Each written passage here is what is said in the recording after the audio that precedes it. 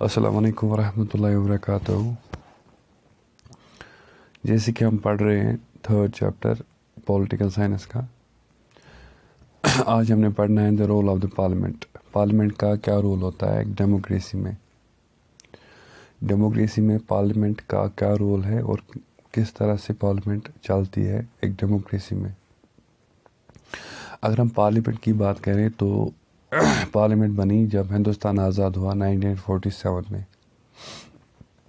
और ये हिंदुस्तान की जो पार्लियामेंट है ये एक बड़ी एक्सप्रेशन है जिससे लोगों का फेथ एक्सप्रेस होता है, और जो लोगों प्रिंसिपल्स है डेमोक्रेसी के वो एक्सप्रेस होते हैं। और यही एक्चुअली जो प्रिंसिपल्स डेमोक्रेसी के प्रिंसिपल्स जो है यही एग्जीक्यूट करती है। 1947 के बाद पार्लियामेंट वजूद में आ गई। So it is parliament is an expression of the faith that people of India have in principles of democracy. तो वो यही भरोसा है जो हिंदुस्तानी लोगों को डेमोक्रेसी के उसूलों में है। तो इसमें क्या होता है, इसमें पार्टिसिपेशन होती है लोगों की। कोई भी डिसीजन जब बनता है और जब कोई गवर्नमेंट कोई डिसीजन बनाता है या उसमें लोगों का कंसेंट होता है एक्चुअली। तो ये पार्लियामेंट जो है हिंदुस्तान के सिस्टम में ये इम्पॉर्टेंट है क्योंकि इसमें रिप्रेजेंटेटिव्स होते हैं लोगों के जो काम करते हैं on the behalf of the people. और ये लोग कैसे अपने रिप्रेजेंटेटिव चुनते हैं, इलेक्शन से। जो इलेक्शन रेगुलरली होती हैं आफ्टर 5 years हिंदुस्तान में। तो अगर हम बात करें जो लोकसभा है इसके इलेक्शन होते हैं हर 5 साल के बाद। और अगर हम कंट्री की बात करें तो कंट्री डिफरेंट कॉन्स्टिट्यूंसीज में डिवाइड है। कॉन्स्टिट्यूंसी जिसमें एक मेंबर होता है। जैसे कि अगर हम जम्मू कश्मीर की बात करें तो इसमें 6 कॉन्स्टिट्यूंसीज थी लोकसभा के लिए। तो उसमें जो लोग चुनते थे फिर वही MP बनते थे, मेंबर ऑफ पार्लियामेंट बनते थे। हर एक कॉन्स्टिट्यूंसी में एक मेंबर होता है, जो पार्लियामेंट के लिए चुना जाता है, एक मेंबर। तो जो कैंडिडेट होता है फिर इसके लिए ज़रूरी नहीं है कि एक फॉर एग्जांपल एक कॉन्स्टिट्यूंसी एक कॉन्स्टिट्यूंसी है इसमें 2 मेंबर भी हो सकते जो कंटेस्ट कर सकते हैं इलेक्शन। 3 भी हो सकते हैं, 4 भी हो सकते हैं, 5 भी हो सकते हैं, 6 भी हो सकते हैं। तो वही डिफरेंट पॉलिटिकल पार्टीज़ के मेंबर्स होते हैं, वही कंटेस्ट करते हैं इलेक्शंस। तो जब एक इस कोई कैंडिडेट होता है, जब ये इलेक्टेड होता है यही बनता है मेंबर ऑफ पार्लियामेंट। तो एक कॉन्स्टिट्यूंसी डिफरेंट कॉन्स्टिट्यूंसीज होती हैं। तो उन्हीं में क्या होते हैं, डिफरेंट पॉलिटिकल पार्टीज़ के कैंडिडेट्स होते हैं, उनमें इलेक्शन होता है, फिर जाके वो एक जीतता है, वही बनता है MP। जो यही MPs है डिफरेंट कॉन्स्टिट्यूंसीज के यही पार्लियामेंट बनाते हैं। जब इलेक्शन होता है पार्लियामेंट के लिए तो फिर पार्लियामेंट डिफरेंट जब ये चुनते हैं रिप्रेजेंटेटिव्स बनते हैं तो क्या होता है पार्लियामेंट में क्या होता है डिफरेंट फंक्शंस करता है पार्लियामेंट। तो हम पढ़ेंगे कि what are the functions of the parliament, what is the actual role of the parliament. पहला जो है वो क्या है, वो क्या फंक्शन है to select the national government. जो नेशनल गवर्नमेंट बनाने में हम एक इम्पॉर्टेंट रोल अदा करते हैं वो पार्लियामेंट इम्पॉर्टेंट रोल अदा करता है। पार्लियामेंट में क्या होता है, एक होता है प्रेसिडेंट, राज्यसभा एंड लोकसभा। तो पार्लियामेंट में इसमें हम कहेंगे 3 कंपोनेंट्स है, प्रेसिडेंट, राज्यसभा एंड लोकसभा। जब लोकसभा इलेक्शन होता है तो एक लिस्ट प्रिपेयर किया जाता है जो डिफरेंट MP जो मेंबर ऑफ पार्लियामेंट होते हैं डिफरेंट पॉलिटिकल पार्टीज़ के। तो एक पॉलिटिकल पार्टी गवर्नमेंट बनाती है, या ज़रूरी नहीं है एक ही पॉलिटिकल पार्टी गवर्नमेंट बनाएगी। कभी कभी क्या होता है 2 पॉलिटिकल पार्टीज़ भी गवर्नमेंट बना सकती है। वही पॉलिटिकल पार्टी गवर्नमेंट बना सकती है जिनके पास मेजॉरिटी होती है। मिसाल अगर हम हिंदुस्तान की बात करें, हिंदुस्तान के पार्लियामेंट में 545 सीट्स है, 543 है इलेक्टेड और 2 है जिसको नॉमिनेट प्रेसिडेंट करता है। Anglo Indian, Anglo means British Indian. तो जो नॉमिनेट करते हैं प्रेसिडेंट करते हैं नॉमिनेट लोकसभा में। और इसमें जो मेजॉरिटी पार्टी होती है फॉर एग्जांपल इसमें हम कहेंगे ٹوٹل سیٹس جو ہے 545 ہے. میجارٹی کیا ہوگی؟ ہاف ہو گیا 272 + 1. تو یہ جس کے پاس یہ میجارٹی ہے وہ گورنمنٹ فارم کر سکتی ہے. اور جو باقی کے بچے مطلب ہوتے ہیں، فار ایگزامپل اگر کوئی ہم نے بولا 540، ہم نے بولا 545 میں جس کے پاس یہ ہے وہ کیا بنا سکتا ہے؟ وہ گورنمنٹ بنا سکتا ہے. جو باقی ہوتے ہیں 240 مطلب 72، یہ اپوزیشن ہوتی ہے. یہ مطلب اپوزیشن کریٹ کرتی ہے، باقی پولیٹیکل پارٹیز اپوزیشن کریٹ کرتی ہے. تو ہم نے کہا کہ جو پولیٹیکل پارٹی کبھی کیا ہوتا ہے کہ اگر ہم 2014 الیکشن میں دیکھیں گے یا 2019 الیکشن میں دیکھیں گے تو ایک ہی پارٹی نے میجارٹی حاصل کی. ایک ہی پارٹی، اس کو کوئی کولیشن کی ضرورت نہیں، گٹھ جوڑ کیا تھا اس نے، لیکن پھر کیا ہو، انہوں نے کیا کیا، جو بی جے پی ہے خالی انہوں نے جو مطلب ہم نے کہا کہ 272 + 1 یہ ضرورت ہوتا ہے گورنمنٹ فارمیشن کے لیے، انہیں اکیلے حاصل کیے. کبھی کبھی کیا ہوتا، فار ایگزامپل اگر ہم کہیں گے نیشنل کانگریس ہے، ان کے پاس ہے 170 سیٹس. پھر ہم کہیں گے پلس BSP بہوجن سماج پارٹی، ان کے پاس ہے 73 سیٹس.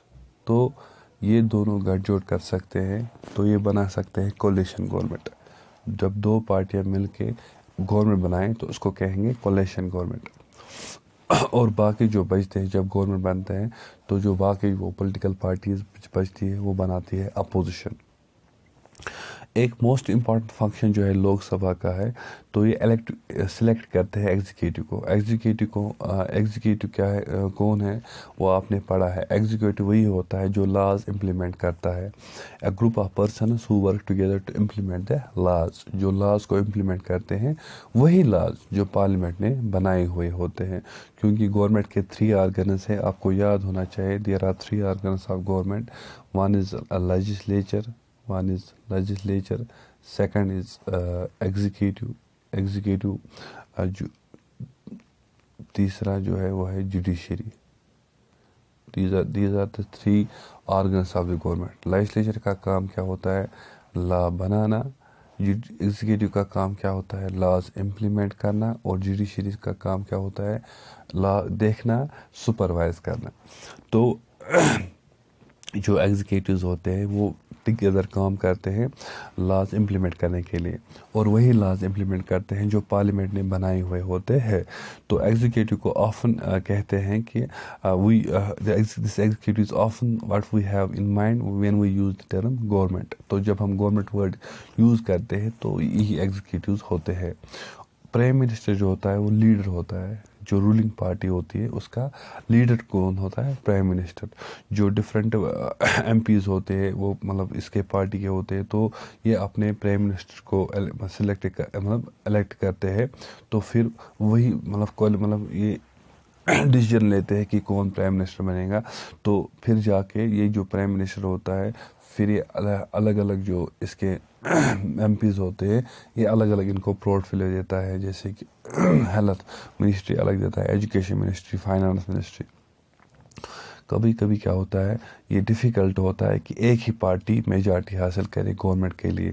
تبھی یہ دوسرے، جیسے کہ ابھی ہم نے کہا کہ یہ دوسرے پارٹی سے جوائن کرتے ہیں تو پھر بناتے ہیں کولیشن گورنمنٹ. تو آپ نے پتہ ہونا چاہیے کولیشن گورنمنٹ کیا ہوتا ہے. جب ایک سنگل پارٹی مطلب اگر ہم نے کہا 272 + 1 یہ سیٹس اس کو حاصل کرنے اگر اس کے پاس نہیں ہے تو یہ دوسرے پارٹی کے ساتھ یا تیسرے 3 پارٹیز بھی کولیشن کر سکتی ہے. ایون کہ 4 پارٹیز بھی کولیشن کر سکتی ہے، 5 پارٹیز بھی کولیشن کر سکتی ہے.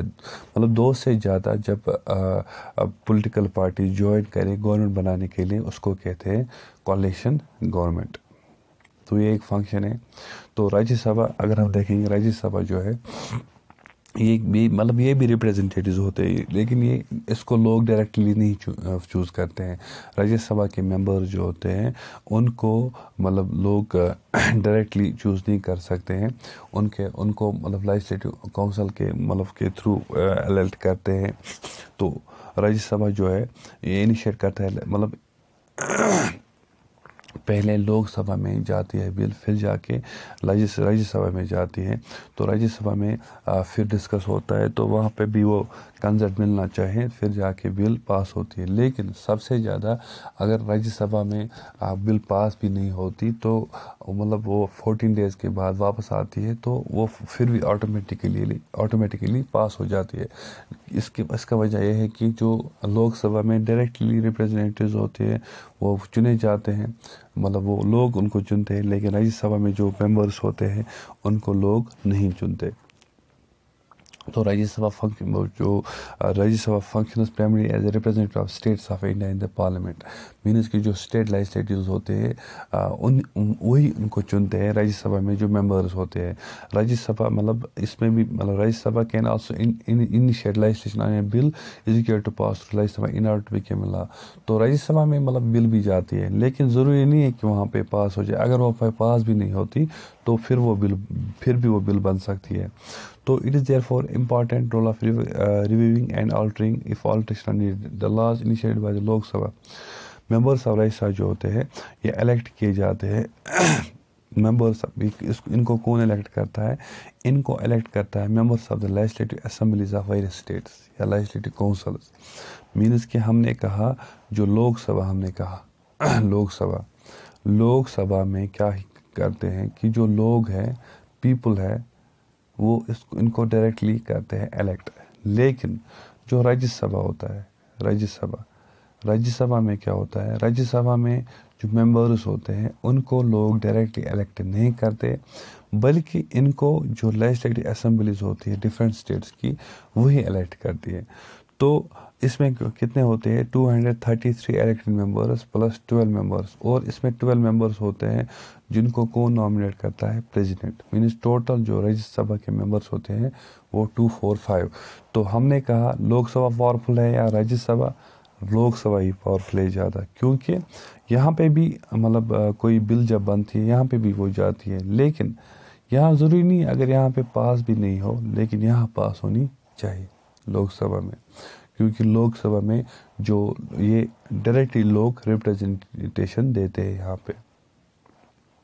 تو اس میں راجیہ سبھا میں 233 الیکٹڈ ممبرس ہوتے ہیں plus 12 members nominated by president, means total میں 245۔ دوسرا جو فنکشن ہوتا ہے پارلیمنٹ کا، to control, guide and inform the government, control کرتا ہے، گائیڈ کرتا ہے اور گورنمنٹ کو انفارم بھی کرتا ہے۔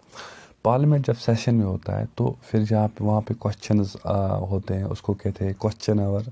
اس میں کوشچن آور میں کیا ہوتا ہے؟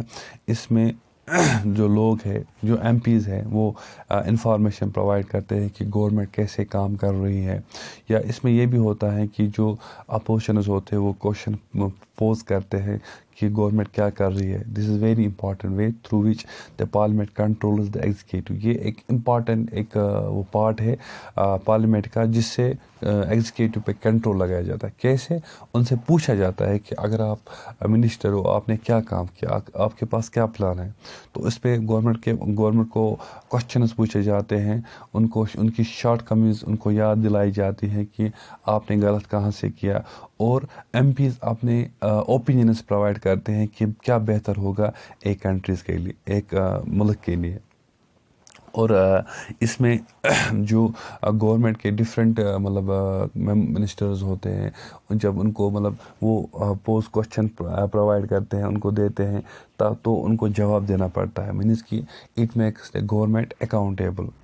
تو اپوزیشن پارٹیز اس میں ایک امپارٹنٹ رول ادا کرتی ہے، تاکہ اپوزیشن پارٹی کیوں ایک امپارٹنٹ رول ادا کرتی ہے؟ کیونکہ یہی کنٹرول کرتی ہے رولنگ پارٹی کو۔ رولنگ پارٹی ایسے کچھ کام نہیں کر سکتی جو لوگوں کے لیے مفید نہیں ہوتی، کیونکہ اپوزیشن کیا کرتی ہے؟ They highlight drawbacks in various policies and programmes of the government.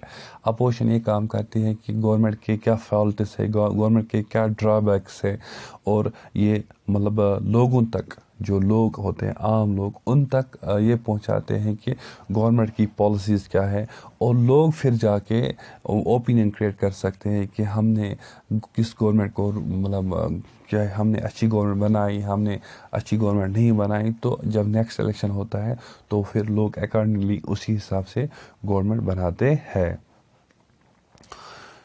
तो government gets valuable feedback and it kept on it's toes by the question asked by the MPs. इससे और एक फ़ायदा होता है कि गवर्नमेंट को भी पता चलता है कि हमारी खामियां कहाँ हैं, तो वो भी इस पे मतलब देखती है कि हमें क्या करना है, हमें क्या करने की ज़रूरत है।